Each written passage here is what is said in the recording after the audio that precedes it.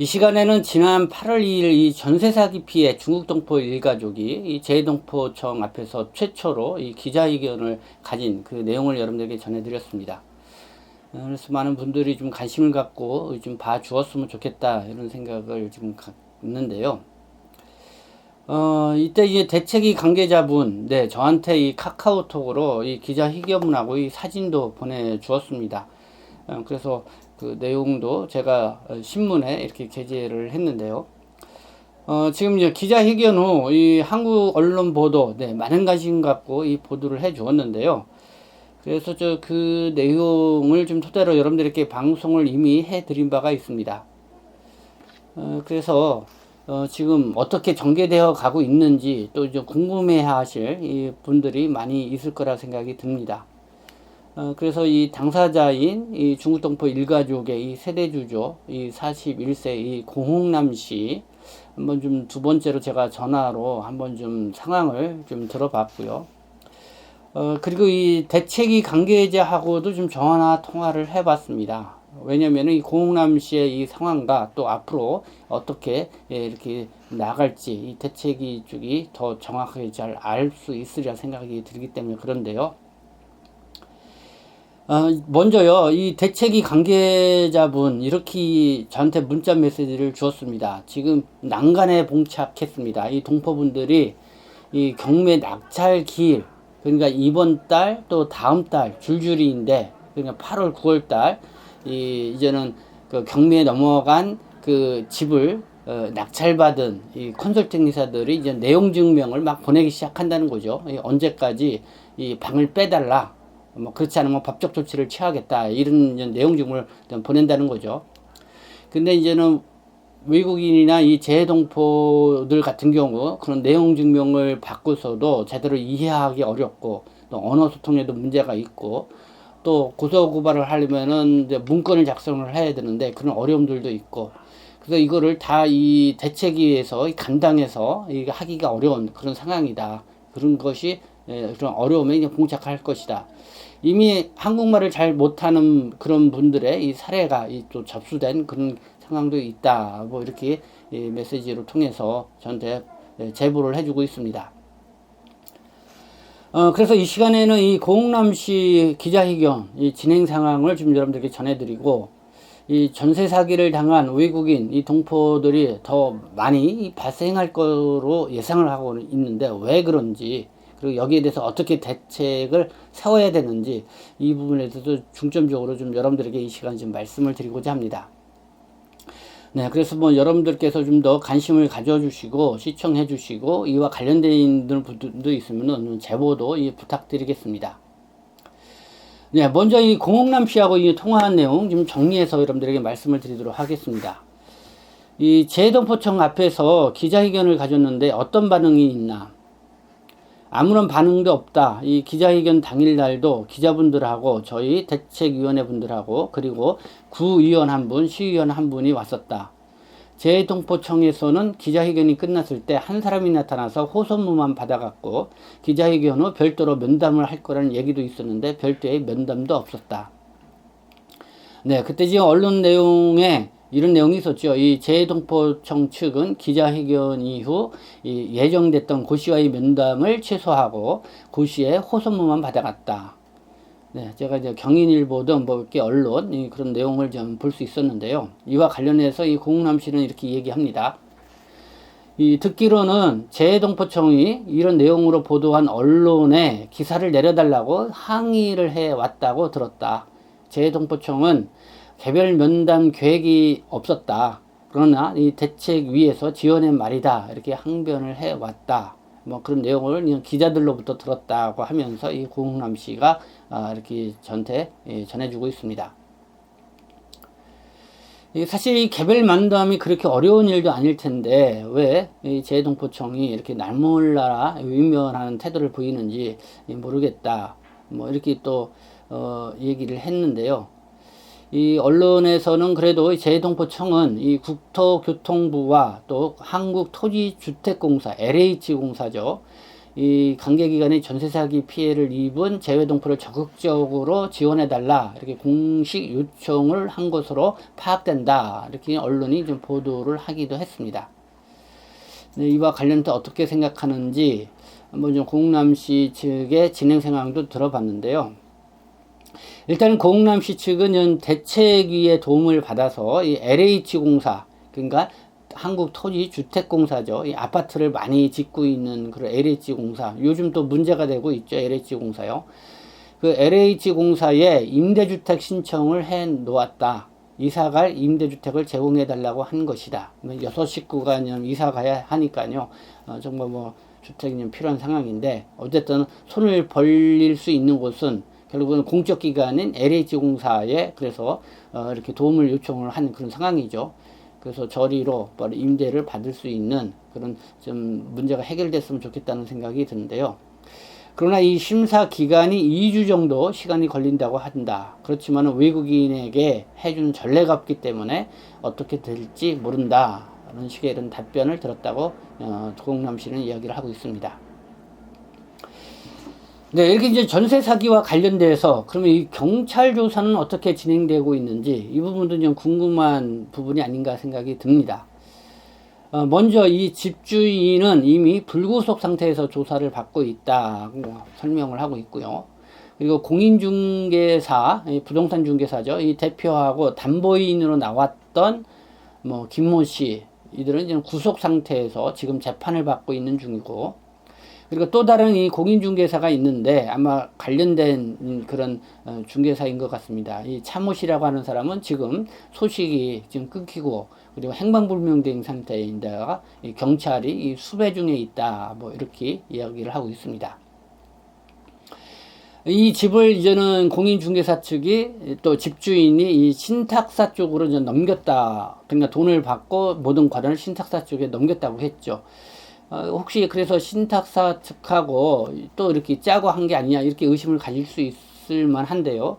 이 신탁사에 대한 조사는 이루어지고 있는지 이 부분도 좀 들어봤습니다. 이 신탁사의 경우는 금융감독원에서 조사를 해야 한다고 한다. 근데 이 신탁사 측은 그래도 국가가 인정한 회사라는 이런 입장을 내세워서 아직 이 조사를 받고 있지 않다. 뭐 이렇게 알고 있다는 거고요. 그래서 대책위에서도 아직 이 신탁사까지는 고소를 하지 않고 있는 것 같다. 이렇게 설명을 하고 있습니다. 그리고 또 이제는 경매 낙찰을 받은 것, 이 컨설팅 회사라고 소개를 해드렸는데, 역시 컨설팅 회사도 이렇게 공인중개사라든가 이 전세 사기범들하고 같이 짜고 그럴 수 있지 않냐 이런 의심이 들죠. 그래서 컨설팅 회사에 대한 조사는 어떤지 그것도 들어봤는데, 이 컨설팅 회사는 이번 주까지 잔금을 다 치르고 아마 자기들 소유로 소유권 이전을 시키겠다는 입장이다. 그래서 그렇게 할 거면은 지금 우리가 살고 있는 집을 우리가 사면 안 되는가, 전세 사기 피해자로 인정을 받았으니 후에라도 구제 대상이 되어 보상받으면 어느 정도 해결 받을 수 있을 거다 생각한다. 그러니까 어떤 무슨 방법이 없냐, 이렇게 공남시가 컨설팅 회사 측, 그러니까 내용 증명을 보낸 곳이죠. 그곳에 이렇게 물어봤다고 합니다. 그랬더니 이제 컨설팅 회사는 이미 집은 다른 사람의 소유로 팔리기로 했다. 그러면서 지금 살고 있는 집을 빨리 빼달라. 그리고 빨리 좀 넘겨달라, 이런 입장을 취하고 있는 거죠. 이런 컨설팅 회사의 입장을 들어본 이 공남시 측은 우리가 살고 있는 집을 빨리 딴 데로 돌릴 생각만 하고 있다는 느낌을 받았다. 뭐 이런 이야기를 하고 있습니다. 이 컨설팅 회사가 내용 증명을 보내서 집을 비워달라고 한 기간, 그게 어제 8월 4일까지였다고 합니다. 그래서 이후로 더 큰 압박이 예상이 되는데, 그러면 여기에 대응하기 위해서는 결국 이제는 법률 지원이 필요한 부분이 있죠.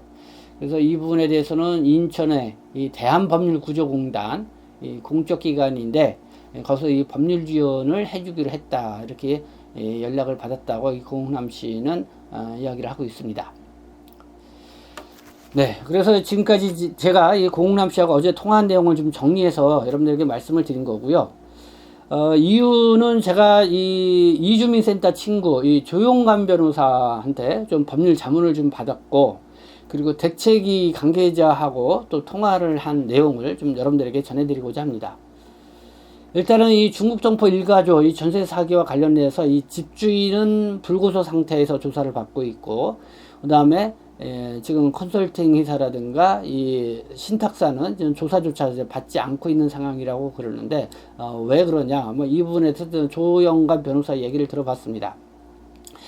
아마 이 집주인은 명의를 도용당한 또 다른 피해자일 것이다. 그리고 주요하게 이제는 부동산 중개업자들, 이들이 지금 가짜 서류를 만들어서 신탁사에 넘겨서 그래서 뭐 대출도 받아내고 그렇게 해서 사기를 쳤을 그런 가능성이 크다.